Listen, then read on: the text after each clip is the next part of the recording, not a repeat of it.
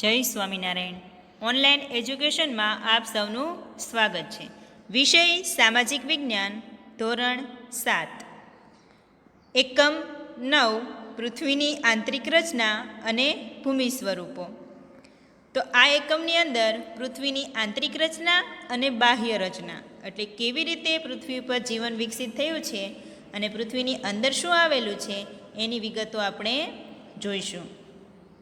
તો ચાલો આપણે એકમની શરૂઆત કરીએ. આપણે પૃથ્વી એક એવો ગ્રહ છે કે જેના પર વિકસિત જીવન જોવા મળે છે. આપણે ધોરણ 6ની અંદર જોયું પૃથ્વી આપણું ઘર, એની અંદર આપેલું તો આપણે 9 ગ્રહો વિશે અભ્યાસ કરેલો, તમને બધાને યાદ હશે. એટલે પૃથ્વી એક એવો ગ્રહ છે કે જેના ઉપર જ માનવ જીવન શક્ય છે, બીજા બધા ગ્રહ ઉપર જીવન શક્ય નથી. અન્ય અવકાશી પિંડોની જેમ પૃથ્વીનો આકાર પણ ગોળાકાર છે. તો આપણે જોયું તો બધા ગ્રહો કેવા છે? ગોળ જ તે. તો પૃથ્વી પણ ગોળ છે. તેમાં અંદર અને બહાર સતત પરિવર્તન થતું રહે છે. શું આપણે એવું વિચાર્યું છે કે પૃથ્વીના આંતરિક ભાગમાં શું હશે? પૃથ્વી કેવા પદાર્થોની બનેલી હશે? તો ચાલો આપણે આ એકમની અંદર અભ્યાસ કરીએ. પૃથ્વીનો આંતરિક ભાગ કે ભૂગર્ભ. પૃથ્વી ગોળ છે તો બરોબર મધ્ય ભાગમાં એટલે પૃથ્વીની અંદર શું આવેલું હશે? તો ચાલો આપણે આમાં જોઈએ. પૃથ્વી એ ડુંગળીની માફક એક ઉપર એક સ્તરથી ગોઠવાયેલ અનેક સ્તરોની બનેલી છે. જો ઉદાહરણ આપ્યું કે ડુંગળીની આપણે જેમ પડ ઉખાડતા જઈએ એમ પડ ઉખડે છે, તો એવી રીતે તે પૃથ્વીનો ગોળો પણ એક સ્તરની ઉપર બીજું સ્તર એવા અનેક સ્તરોની બનેલી છે. પૃથ્વી સપાટીના સૌથી ઉપલા સ્તરને ભૂકવચ કહે છે. આ એક યાદ રાખવાનું છે કે પૃથ્વીના ઉપલા સ્તરને શું કહે છે? ભૂકવચ. આ સૌથી પાતળું સ્તર હોય છે. એ ભૂમિખંડ પર આશરે 35 કિલોમીટર સુધી હોય છે. આ સ્તર પાતળું હોય ભૂકવચનું.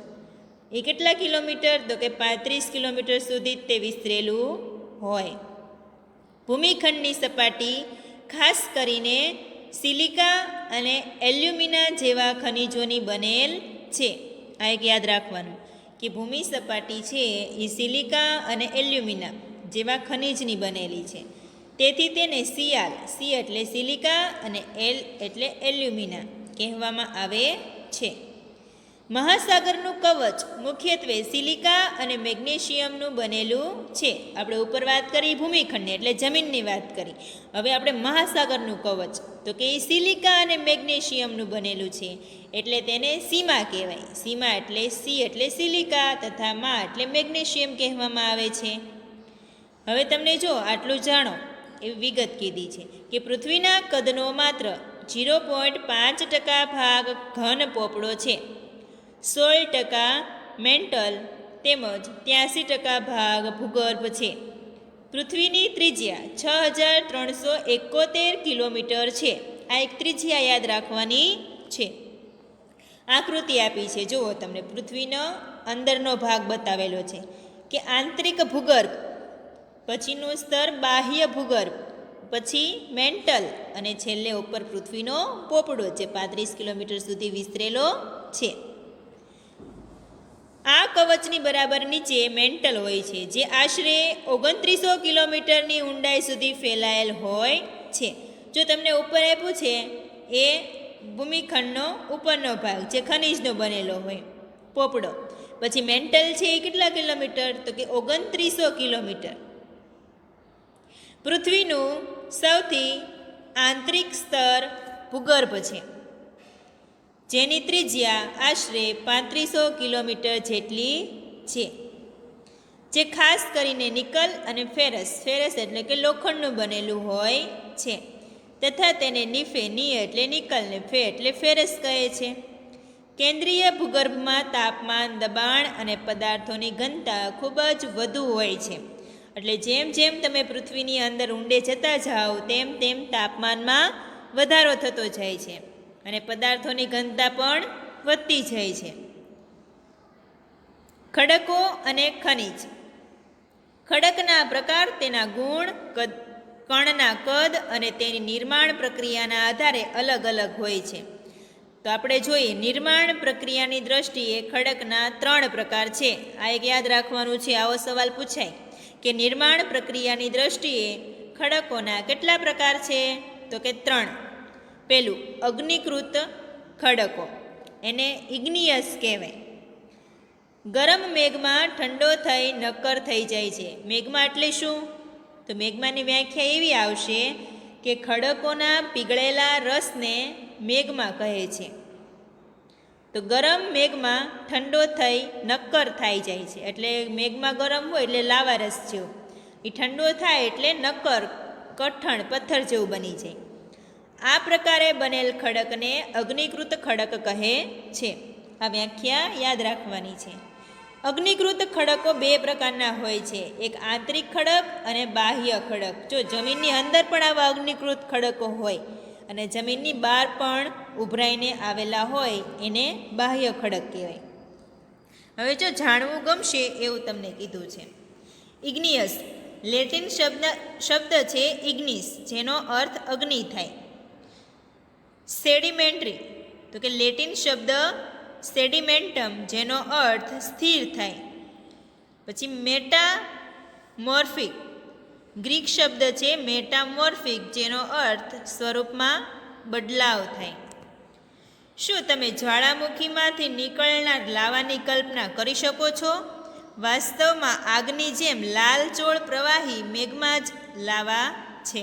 એટલે લાલચોળ પ્રવાહી જે જમીનમાંથી બહાર નીકળે એ જ લાવારસ છે, જે પૃથ્વીના આંતરિક ભાગમાંથી નીકળી સપાટી પર પથરાય છે. જ્યારે પ્રવાહી લાવા પૃથ્વીની સપાટી પર આવે છે, તે ઝડપથી ઠંડા થઈને નક્કર બની જાય છે. ભૂકવચ પર જોવા મળતા આવા ખડકોને બાહ્ય અગ્નિકૃત ખડક કહે છે.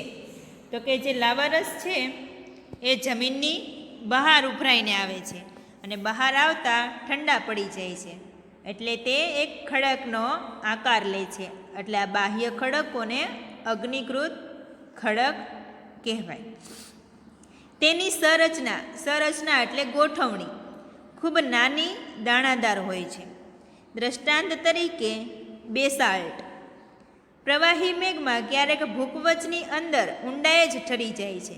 આ પ્રકારે બનેલ નક્કર ખડકોને આંતરિક અગ્નિકૃત ખડક કહે છે.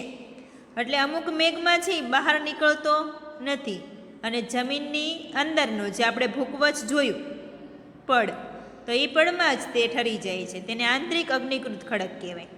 ધીરે ધીરે લાવા ઠરવાને બદલે તે મોટા દાણાનું સ્વરૂપ ધારણ કરે છે. ગ્રેનાઇટ આવા ખડકોનું એક દ્રષ્ટાંત છે. હવે જો તમને 2 ઉદાહરણ પૂછશે કે બાહ્ય અગ્નિકૃત ખડક કયો, તો કે બેસાલ્ટ, અને આંતરિક અગ્નિકૃત ખડક તો કે કયું જોયું આપણે? ગ્રેનાઇટ. ઘંટીમાં અનાજ, દાણા કે મસાલાને પીસવા માટે જે પથ્થરનો ઉપયોગ થાય છે તે આ ગ્રેનાઇટના બનેલા હોય છે. આ એક યાદ રાખજો. આંતરિક ખડક ગ્રેનાઇટ, એને ઉપયોગ ક્યાં થાય? તો કે ઘંટીમાં. હવે બીજો પ્રકાર છે જળકૃત ખડકો. જળકૃત એટલે પ્રસ્તર. ખડકો ઘસાય, અથડાય, ટકરાઈને નાના ટુકડામાં ફેરવાઈ જાય છે. આવા નિક્ષેપ પવન, હવા, પાણી વગેરે દ્વારા એક સ્થળેથી બીજા સ્થળે પહોંચે છે અને તે જમા થાય છે. આવા નિક્ષેપિત ખડક દબાય અને નક્કર બની ખડકના સ્તર બનાવે છે. આ પ્રકારના ખડકોને પ્રસ્તર ખડક કહેવામાં આવે છે. દ્રષ્ટાંત તરીકે રેતાળ એટલે રેતીઓ, પથ્થર રેતના કણોથી બને છે. આ ખડકો વનસ્પતિ, પ્રાણી અને અન્ય સૂક્ષ્મ જીવાણુઓ જે ક્યારેક આ ખડકોમાં જોવા મળે છે, જે જીવાશ્મી પણ બને છે. એટલે ઘણા ખડકો છે ઘસાય, અથડાય, ટકરાઈને નાના ટુકડામાં થઈ જાય.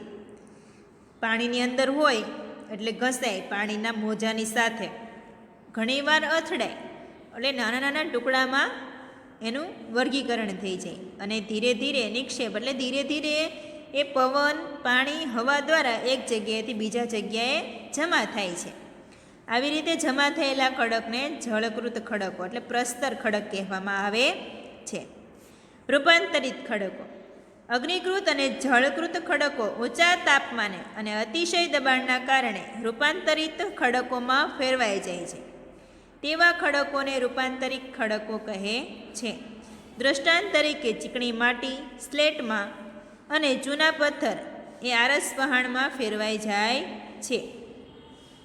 જાણવું ગમશે. જો જીવાશ્મી એટલે શું? તો ખડકોના સ્તરના દબાયેલા મૃત વનસ્પતિ અને જંતુઓના અવશેષને જીવાશ્મી કહે છે. આ એક વ્યાખ્યા યાદ રાખવાની છે કે ખડકોના સ્તરની અંદર જે સજીવો દટાયા હોય, વનસ્પતિ કે જંતુ, એના અવશેષને જીવાશ્મી કહે છે. હવે જો તમને ખડક ચક્ર એવું તમને આપેલું છે, જે આ ખડક ચક્ર છે એમાં તો કે જો આ અગ્નિકૃત ખડકો છે, આ જમીનની અંદરથી નીકળેલો મેઘમાં, એનું પાછું રૂપાંતરિત ખડક, એટલે રૂપાંતરિત ખડકમાં અગ્નિકૃત ખડક અને આ પ્રસ્તર ખડક એ બંને ભેગા થઈને રૂપાંતરિત ખડક બને છે. તમને બાજુમાં જ્વાળામુખી આપેલો છે. તો જુઓ, ઉપર ક્રેટર, આ શંકુ આકારે બનેલો પૃથ્વીમાંથી બહાર નીકળે. આ પૃથ્વીનો પોપડો છે. પોપડામાંથી બહાર નીકળી એક શંકુ આકારે ઢગ બને છે. તો જ્વાળામુખી બહાર નીકળે ત્યારે એક શંકુ આકારે ઢગ બને છે. તમને જાણીને નવાઈ પામશો કે કેટલીક ચોક્કસ પરિસ્થિતિઓમાં એક પ્રકારના ખડક ચક્રીય પદ્ધતિથી એકબીજામાં પરિવર્તિત થઈ જાય છે. ચોક્કસ પરિસ્થિતિઓમાં એક પ્રકારના ખડક ચક્રીય પદ્ધતિથી એકબીજામાં પરિવર્તિત થઈ જાય છે. એક ખડકમાંથી બીજા ખડકમાં પરિવર્તન થવાની આ પ્રક્રિયાને ખડક ચક્ર કહે છે. આ ખડક ચક્ર એ તમારે યાદ રાખવાનું છે. તમે જાણો છો કે પ્રવાહી મેઘમાં ઠંડો થઈને નક્કર અગ્નિકૃત ખડક બની જાય છે. આ અગ્નિકૃત ખડકો નાના નાના ટુકડા રૂપે એક સ્થળેથી બીજા સ્થળે રૂપાંતરિત થઈ પ્રસ્તર ખડકનું નિર્માણ કરે છે. તાપમાન અને દબાણના કારણે આ અગ્નિકૃત અને પ્રસ્તર ખડક રૂપાંતરિત ખડકમાં બદલાઈ જાય છે. અતિશય તાપમાન અને દબાણના કારણે રૂપાંતરિત ખડક પુનઃ પીગળીને પ્રવાહી મેઘમાં બની જાય છે. આ પ્રવાહી મેઘમાં ફરી ઠંડો થઈ નક્કર અગ્નિકૃત ખડકમાં ફેરવાય છે. તો કે આવી પ્રક્રિયા છે એ સતત ચાલ્યા કરે છે. ખડકો આપણા માટે ખૂબ ઉપયોગી છે. નક્કર ખડકોનો ઉપયોગ સડક, મકાન અને ઇમારતો બનાવવા માટે કરવામાં આવે છે. આ એક વાત યાદ રાખજો કે નક્કર ખડકોનો ઉપયોગ ક્યાં ક્યાં થાય છે? તો કે સડક, મકાન અને ઇમારતો બનાવવામાં. ખડક વિવિધ ખનિજોમાંથી બને છે. ખનિજ કુદરતી રીતે જોવા મળતો પદાર્થ છે, જેમાં નિશ્ચિત ભૌતિક ગુણધર્મ અને નિશ્ચિત રાસાયણિક મિશ્રણ હોય છે. ખનિજ માનવજાતિ માટે ખૂબ મહત્ત્વનું છે. કેટલાકનો ઉપયોગ ઈંધણ તરીકે થાય છે, જેમ કે કોલસો, કુદરતી વાયુ, ખનિજ તેલ અને પેટ્રોલિયમ. તેનો ઉપયોગ વિવિધ ઉદ્યોગો અને ઔષધિ બનાવવા પણ થાય છે, જેમ કે લોખંડ, એલ્યુમિનિયમ, સોનું, યુરેનિયમ. આ બધા ખનિજો છે જમીનમાંથી મળે છે અને માનવી તેનો ઉપયોગ કરે છે. ભૂમિ સ્વરૂપોનું નિર્માણ. મૃદાવરણ અનેક ભૂતકતીમાં વિકસિત છે. તેને મૃદાવરણીય ભૂતકતી એટલે કે પ્લેટ કહે છે. તમે તે જાણીને નવાઈ પામશો કે ભૂતકતીઓ એટલે પ્લેટો અલગ અલગ દિશામાં ફરતી રહે છે. એટલે કે વર્ષે ફક્ત થોડા સેન્ટીમીટર પૃથ્વીના પીગળેલા મેગ્મામાં થતી ગતિના કારણે આમ બને છે. પૃથ્વીની અંદર પીગળેલા મેઘમાં એક વર્તુળ રૂપે ફરતો રહે છે. પ્લેટની ગતિને કારણે પૃથ્વીની સપાટી પર પરિવર્તન થાય છે. પૃથ્વીની ગતિઓને એ બળોના આધારે વિભાજિત કરવામાં આવે છે, જેના કારણે આ ગતિઓ પેદા થાય છે. તે બળ પૃથ્વીના આંતરિક ભાગમાં નિર્માણ પામે છે. તેને આંતરિક બળ કહે છે, એટલે ઇન્ડોજેનિક ફોર્સ, જે આંતરિક બળ. અને જે બળ પૃથ્વીની સપાટી પર ઉત્પન્ન થાય છે તેને બાહ્ય બળ એટલે ઓક્સોજેનિક ફોર્સ કહે છે. આંતરિક બળ ક્યારેક આકસ્મિક ગતિ પેદા કરે છે, તો વળી ક્યારેક ધીમી ગતિ. ભૂકંપ અને જ્વાળામુખી જેવી આકસ્મિક ગતિને કારણે પૃથ્વીની સપાટી પર પરિવર્તન થાય છે. ભૂગર્ભ પર ખુલ્લું એક એવું છિદ્ર હોય છે જેનાથી પીગળેલા પદાર્થ અચાનક નીકળે છે. તેને જ્વાળામુખી કહેવામાં આવે છે. આમ મૃદાવરણીય ભૂતગતિ એટલે પ્લેટોની ગતિશીલતાથી પૃથ્વી સપાટી પર કંપન થાય છે. આ કંપન તેના કેન્દ્રની ચારે બાજુ કરે છે. આ કંપનને ભૂકંપ કહે છે. ભૂકવચની નીચે જે સ્થાન કે જ્યાંથી કંપનની શરૂઆત થાય છે તેને ઉદ્ગમ કેન્દ્ર કહે છે. આ કંપન ઉદ્ગમ કેન્દ્રના બહારની તરફ તરંગો રૂપે ગતિ કરે છે. ઉદ્ગમ કેન્દ્રના નજીકના સપાટીના કેન્દ્રને અધિકેન્દ્ર કહે છે, એટલે નિર્ગમન કેન્દ્ર. અધિકેન્દ્રના સૌથી નજીકના ભાગમાં સૌથી વધુ નુકસાન થાય છે અને અધિકેન્દ્રથી અંતર વધવાની સાથે ભૂકંપની તીવ્રતા ધીરે ધીરે ઓછી થઈ જાય છે. તો તમને આમાં ભૂકંપ અને જ્વાળામુખી એ બે વિશે વિગતે સમજાવેલું છે. ઉપરાંત ભૂકંપની આગાહી સંભવ નથી, પરંતુ જો આપણે પહેલેથી સાવચેત હોઈએ તો તેની અસરને ચોક્કસપણે ઘટાડી શકીએ છીએ. સ્થાનિક લોકો કેટલીક સામાન્ય પદ્ધતિથી ભૂકંપની સંભાવનાનું અનુમાન કરે છે, જેમ કે પ્રાણીઓના વર્તનનો અભ્યાસ, તળાવની માછલીઓની તીવ્ર હેરફેર, સરીસૃપોનું પૃથ્વી સપાટી પર આવવું વગેરે. હવે મુખ્ય ભૂમિ સ્વરૂપો. ઘસારણ એ ધોવાણ, પરિવહન અને નિક્ષેપણ જેવી પ્રક્રિયા દ્વારા ભૂમિ સપાટી સતત બદલાતી રહે છે. પૃથ્વીની સપાટી પર ખડકોના તૂટવાથી ઘસારણની ક્રિયા થાય છે. ભૂસપાટી પર જળ, પવન અને હિમ જેવા વિભિન્ન ઘટકો દ્વારા થતા ક્ષયને ઘસારણ કહીએ છીએ. આ એક વ્યાખ્યા યાદ રાખવાની. પવન, જળ વગેરે ઘસારણયુક્ત પદાર્થોને એક સ્થળેથી બીજા સ્થળે લઈ જાય તેને પરિવહન કહે છે અને તે પદાર્થોનું અન્યત્ર નિક્ષેપણ કરે છે. ઘસારણથી નિક્ષેપણ સુધીની આ પ્રક્રિયા પૃથ્વીની સપાટી પર વિભિન્ન ભૂમિ સ્વરૂપોનું નિર્માણ કરે છે. હવે નદીનું કાર્ય. નદીના પાણીથી જમીનનું ઘસારણ થાય છે, એટલે ઘસાય છે. જ્યારે નદી નક્કર ખડક પરથી સીધા ઢોળાવવાળી ખીણ કે નીચાણવાળી ભૂમિમાં પડે છે તો તેને જળપ્રપાત એટલે કે જળધોધ કહે છે. જુઓ, તમને બાજુમાં જળપ્રપાત એટલે જળધોધનું ચિત્ર આપેલું છે. તો કે એવી નદીઓ પણ છે જે રસ્તામાં ખડકોમાંથી વહેતી હોય, ખડકોનો ઢોળાવને કારણે ઊંચેથી ધોધ પડે છે, તેને જળધોધ કહે છે. જ્યારે નદી મેદાની ક્ષેત્રમાં પ્રવેશ કરે છે તો તે વળાંકવાળા માર્ગ પર વહેવા લાગે છે. નદીના આ મોટા વળાંકને સર્પાકાર વહન માર્ગ કહે છે. ત્યારબાદ સર્પાકાર વહન માર્ગના કિનારા પર સતત ઘસારણ અને નિક્ષેપણ શરૂ થઈ જાય છે.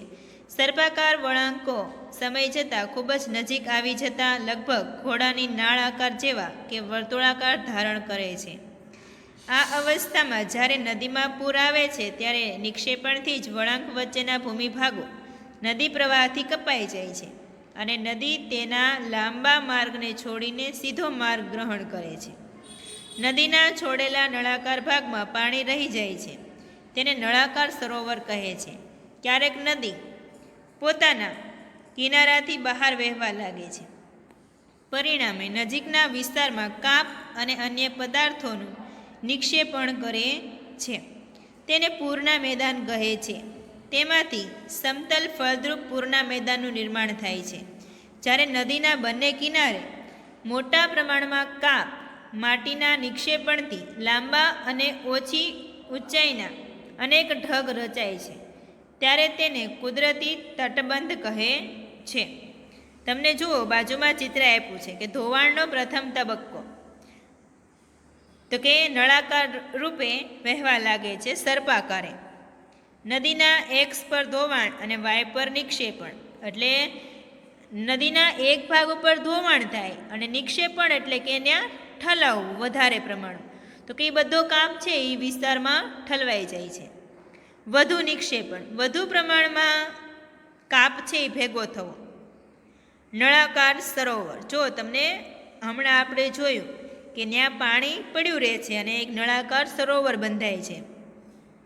સમુદ્ર સુધી પહોંચતા સુધીમાં નદીનો પ્રવાહ ધીમો થઈ જાય છે તથા નદી અનેક પ્રવાહોમાં વિભાજિત થઈ જાય છે, જેને શાખા કે પ્રશાખા કહેવામાં આવે છે. અહીં નદીની ગતિ ધીમી થઈ જાય છે કે તે પોતાની સાથે લાવેલ કાપ, રેતી, માટી અને અન્ય પદાર્થોનું નિક્ષેપણ કરવા લાગે છે. દરેક શાખા પ્રશાખા પોતાના મુખનું નિર્માણ કરે છે. બધા મુખોના નિક્ષેપણના જથ્થાથી મુખ ત્રિકોણનું નિર્માણ થાય છે. બાજુમાં તમને આપ્યું છે જો પૂરના મેદાન અને તટબંધ. પૂરના મેદાન તો કે એના કાપ ભેગો થાય, નદીનું સ્તર અને કાપનું સમતલ મેદાન, કે પૂર આવે એટલે કાપ બધો ઢસડાઈને ત્યાં ભેગો થાય છે, તેને નિક્ષેપણ કહેવાય. સમુદ્ર મોજાનું કાર્ય. સમુદ્ર મોજાના ઘસારણ અને નિક્ષેપણ કિનારાના ભૂમિ સ્વરૂપો બનાવે છે. સમુદ્રના મોજા સતત ખડકો સાથે ટકરાયા કરે છે, તેનાથી તિરાડો બને છે. સમયાંતરે તે મોટી અને પહોળી બનતી જાય છે. તેને સમુદ્રી ગુફા કહે છે. આ ગુફાઓના મોટા થતા જવાની માત્ર છત જ રહે છે, જેનાથી તટીય એટલે મહેરાબ કમાન બને છે. સતત ઘસારણ છતને પણ તોડી નાખે છે અને ફક્ત દિવાલો રહે છે. દિવાલ જેવા ભૂમિ સ્વરૂપને સ્ટેક કહે છે. સમુદ્ર જળની ઉપર લગભગ ઉદ્ભવ થયેલ ઊંચા ખડકાળ કિનારાને સમુદ્ર કમાન કહે છે. સમુદ્રી મોજાઓ કિનારા પર નિક્ષેપણ જમા કરી સમુદ્ર પુલિનનું નિર્માણ કરે છે. તો આપણે આમાં જોયું કે જો સમુદ્ર મોજાનું કામ શું હોય, તો કે મોટા મોટા મોજાઓ આવતા હોય એટલે સમુદ્રની અંદર રહેલા ખડકો સાથે ટકરાય છે અને ખડકોમાં તિરાડો બને. તિરાડો બને એટલે એક ગુફા, સમુદ્રની અંદર ગુફાનું નિર્માણ કરે. એ તિરાડો ધીરે ધીરે મોટી થતી જાય અને સતત ઘસારો થઈ જાય, સતત મોજા તેની સાથે અથડાય એટલે જે વચ્ચેનો ભાગ હોય એ ઘસાઈ જાય અને માત્ર છત જ રહે, એટલે એને તટીય કમાન કહેવાય કે તટીય કમાન બને. અને સતત ઘસારણને કારણે એ પણ તૂટી જાય, ત્યારે ફક્ત દિવાલો જ વધે. દિવાલોને સ્ટેક કહેવાય અને ધીરે ધીરે એ પણ ઘસાય અને છેલ્લે બધું સમુદ્રમાં સમાઈ જાય છે. હિમનદીનું કાર્ય. હિમનદી હિમાચ્છાદિત પર્વતીય ક્ષેત્રમાં બરફની નદીઓ બને છે. સતત બરફ પડતો હોય એટલે ત્યાં બરફની નદીઓ બને છે.